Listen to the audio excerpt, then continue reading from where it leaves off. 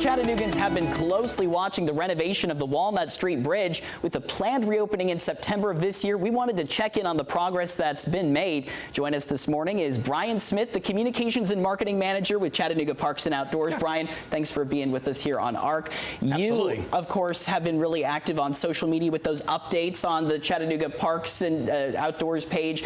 We've been seeing the spans of these bridges slowly get painted with that, as you call it, the official Chattanooga blue, right? Absolutely. So I love the video back here behind me. Kind of brings me back to my TV days here. So right in here, so you see, the bridge just really seeing that transformation of that bright blue, which is the Chattanooga blue. As I was kind of saying earlier, yes, when you compare it to the other bridges are faded, unfortunately. But when you go out to Coolidge Park, you'll see like our new benches and some of the new lights. You can kind of see the blue that's kind of comparative there. But yeah, these crews have been out here working. They take the weekends off, more or less, but they're out there no matter what the weather is. And we've seen that massive transformation. So you kind of see a little bit of the planks that we're redoing here and also the beams that are underneath. So this is a full renovation, and right inside this little tent right there what is that? So it's nice and toasty in there.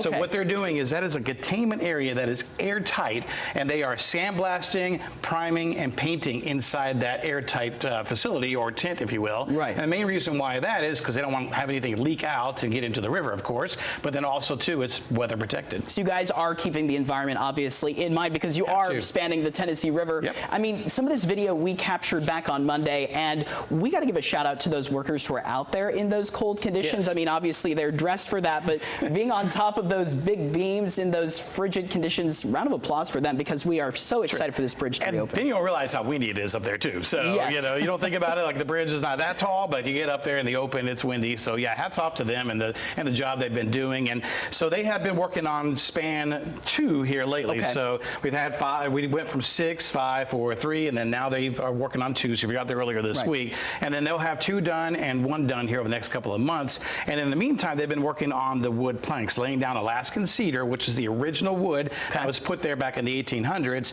And they've been going from Fraser Avenue to span number 6.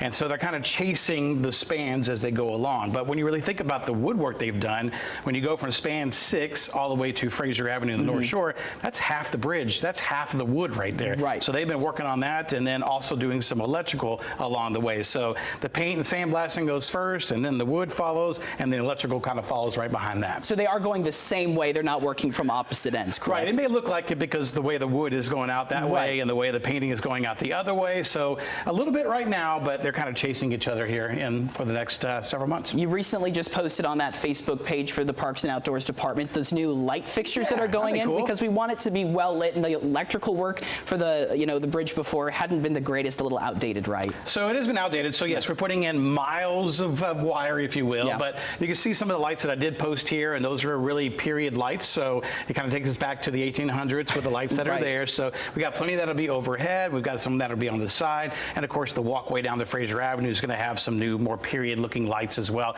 And then on top of that, we're going to have plenty of outlets for performances and events that we love to have on the bridge. And for safety measures, we're going to have some cameras out there too. So there's a few upgrades that we've done, but we're also trying to go back to the original when it was built back in the 1800s because it is on the historic registry. And that's one thing that a lot of folks ask about, the cost of it and why it's taking so long is because this is a special bridge. It's obviously a very old bridge, but it's also on the historic registry. So we can't just go there and tear down this and paint whatever we want. We're trying to make it as original as possible, hence the wood, hence the colors and even the period lights. Well, late last year we had reported that once you guys had undone some of the planks and looked at the structural stability, some of those beams weren't doing as well as what appeared on the outside. So, with that deteriorating quality, I mean, what sort of challenge does that present as those crews are still working to keep that September deadline? Absolutely. So just like in our own life, you have to have contingency funds or emergency funds, and that's exactly what we have. We have contingency funds on the side because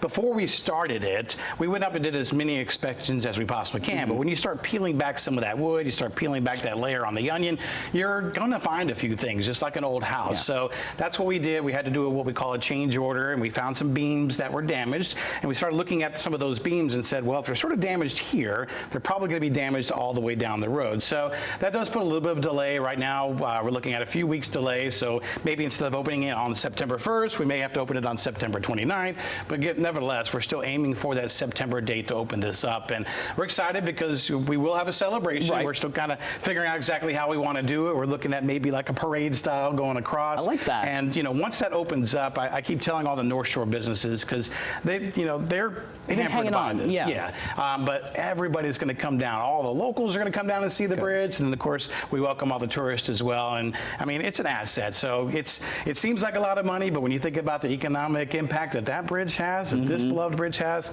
it far outweighs it. Of course, 18 months, it feels like a long time. We're already 10 months done with that, and 8 months left until that September date. So again, really close to that celebration. Again, hats off to those workers who are out there, and we'll continue to follow those social media updates. Yeah, on and you can Facebook. also go to walnutstreetbridge.com as well. That's great. All right, Brian, thank you so much for being with us this morning.